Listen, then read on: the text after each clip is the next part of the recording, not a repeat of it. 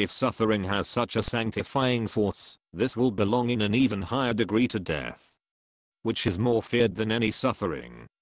Accordingly, in the presence of every person who has died, we feel something akin to the, or that is forced from us by great suffering. In fact, every case of death presents itself to a certain extent as a kind of apotheosis or canonization. Therefore we do not contemplate the corpse of even the most insignificant person without awe, and indeed, strange as the remark may sound in this place, the guard gets under arms in the presence of every corpse.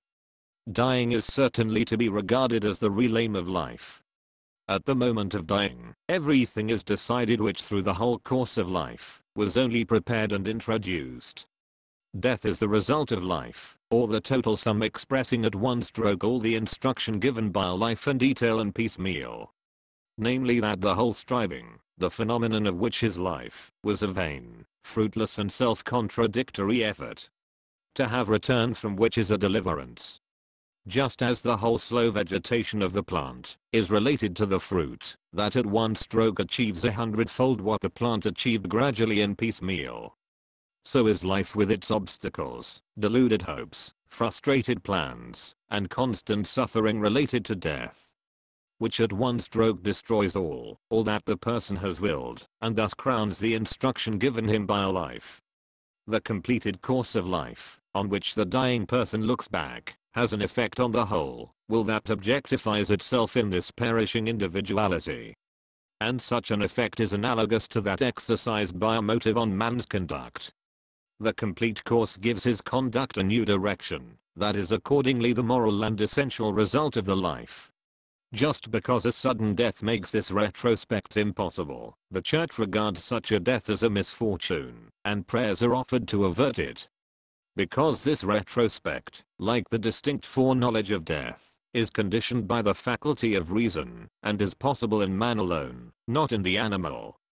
And therefore he alone actually drains the cup of death. Humanity is the only stage at which the will can deny itself. Every birth imparts a new and different intellect, until it has recognized the true nature of life, and, in consequence, no longer wills it. In the natural course, the decay of the body coincides in old age with that of the will. The passion for pleasures easily disappears with the capacity to enjoy them. The occasion of the most vehement willing, the focus of the will, the sexual impulse, is the first to be extinguished. Whereby the man is placed in a position similar to the state of innocence which existed before the genital system developed. The illusions that set up chimeras as exceedingly desirable benefits vanish, and in their places comes the knowledge of the vanity of all earthly blessings. Selfishness is supplanted by love for children, and in this way man begins to live in the ego of others, rather than in his own, which soon will be no more. This course is at any rate the most desirable. It is euthanasia of the will. In the hope of this, the Brahmin, after passing the best years of his life, is ordered to forsake property and family, and to lead the life of a recluse. But if, on the contrary, the desire outlives the capacity to enjoy, and we then regret particular pleasures missed in life, instead of seeing the emptiness and vanity of it all. And if money, the abstract representative of all the objects of desire, for which the sense is dead, then takes their place, and excites the same vehement passions, that were formerly awakened more excusably by the objects of actual pleasures.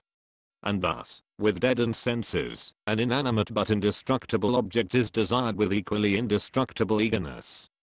Or even if, in the same way, existence in the opinion of others is to take the place of the existence and action in the real world, and now kindles the same passions, then the will has been sublimated, and etherealized in avarice and ambition. In this way, however, it has cast itself into the last stronghold, in which it is still besieged only by death. The purpose of existence is missed,